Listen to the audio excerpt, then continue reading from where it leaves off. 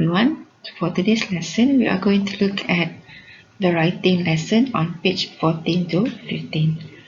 Okay, first of all, please refer to your textbook on page 14.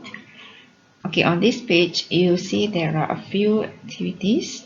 Okay, and there is also a picture of a grandmother and a granddaughter. Okay, so the task for this lesson is on email. Okay, first of all, for activity number 1, okay, you are going to read the writing task and answer the questions below it. Okay, so let's look at the first task. Okay, for the first task, you are required to read the email, okay, that you have received from your English speaking friend. Okay, so after you have read the email, you have to answer a few questions below the email. Okay, so activity 1,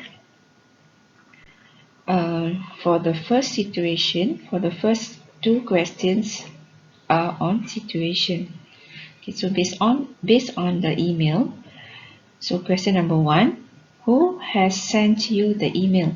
Okay, based on the email that you can see on top of these questions, who has sent you the email?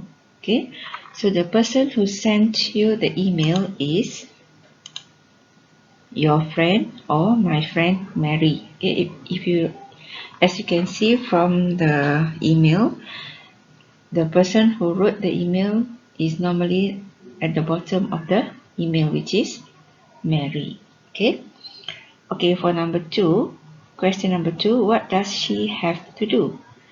Okay, so here you can see from the email, on the first sentence of the email, okay, so Mary has to write about personal relationships for a class project. Okay, so the answer should be a class project. Okay, okay, we move on to the next question on reason. Number 3, why are you replying? Okay, so why are you replying to this letter or to this email? Okay, so you should give your answer as to give her information. Okay, so reason number 3 is B, which is to give her information. Okay, we go to the next question, number 4 and 5 on the topic. Okay, for these 2 questions regarding the topic or that relates to the topic, okay, what is the main thing you have to write about? Okay, so the main thing that you have to write is, you can see from the second sentence in the email, can you help by telling me about your most important relationship? So that is the main thing that you have to write about. So number 4, the topic is my most important relationship. Okay, for number 5, okay, what points do you have to include? Okay, where do you get these points from? So you can find these points from the following sentences. Okay, as you can see in the email, the third sentence, who is it with? What is he or she like? And I don't want to be nosy, but can you also explain, and so on. So that are the points that you have to include in your email. Okay, so who it is, what they are like, okay, why the relationship is important to me. Okay, so that will be question number 5. Okay, now we look at the language. Okay, for the language, the questions is, what relationship do you have with the person you are writing to? So this person, Mary, who is she to you? Okay, so based on the instruction, okay, based on the rubric on top of the email, you can see a statement that states you have received an email from your English speaking friend. So here, the relationship between you and Mary is friend. Okay, so she is my friend. Okay, that will be number 6. Okay, we go to number 7. Okay, for number 7, the question is a formal or informal writing style best? Okay, so here, since it is your friend, so it is an informal email. Okay, so the answer is informal. Okay, now we are going to continue with activity number 2. Okay, activity number 2, question number 1. So here, this is another writing task, similar to the first activity that we did just now. So the instruction is, or the rubric, you have received an email from your English speaking friend. Okay, but this time the email is not the same with the one that we did in question number 1.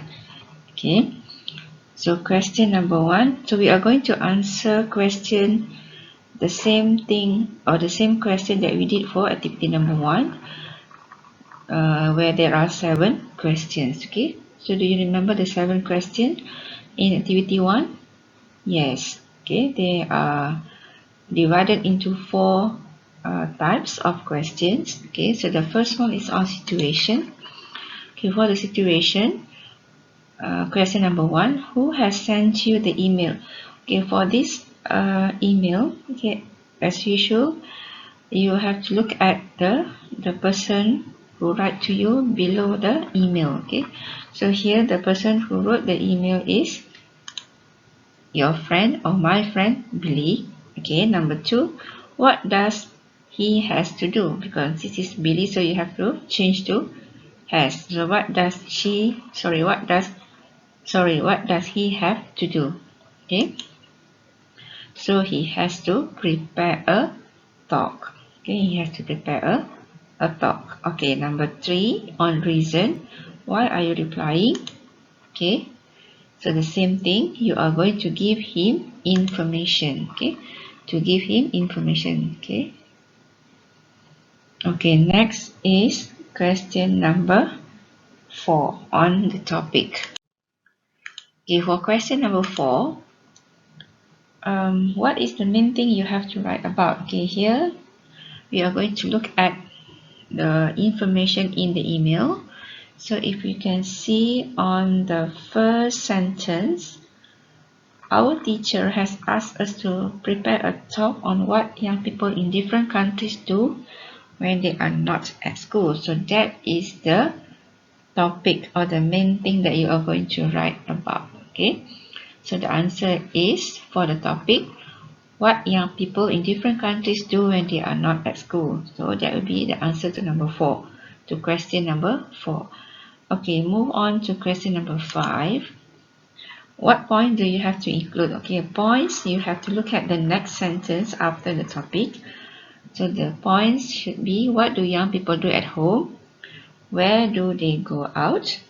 Where do they go out and what they do there? So that is the points after the main thing.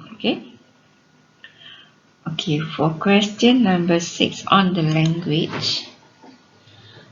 Okay, on the language, what relationship do you have with the person you are writing to? Okay, as usual, if you look at the instruction there, the same thing, you have received an email from your English speaking friend. So still, he is your or my friend. Okay, that will be number 6. Okay, then we go to number 7.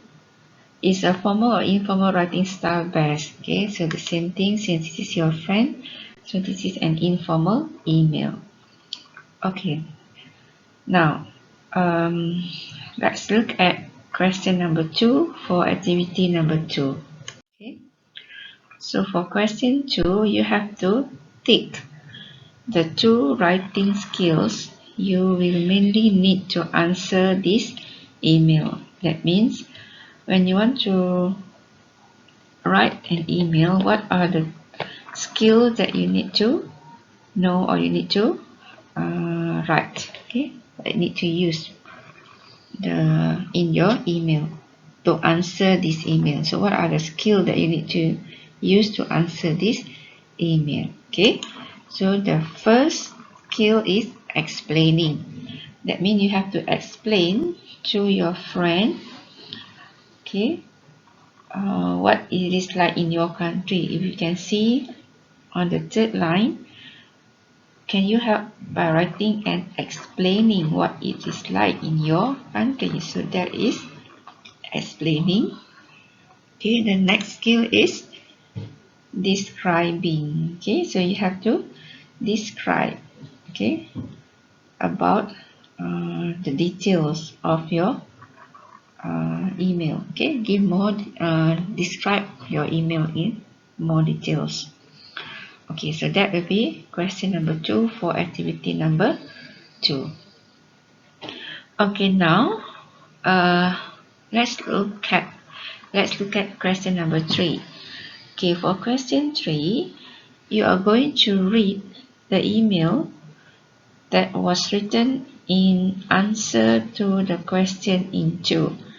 Means the email that you see on page 14 is actually the answer to the email in question number 2.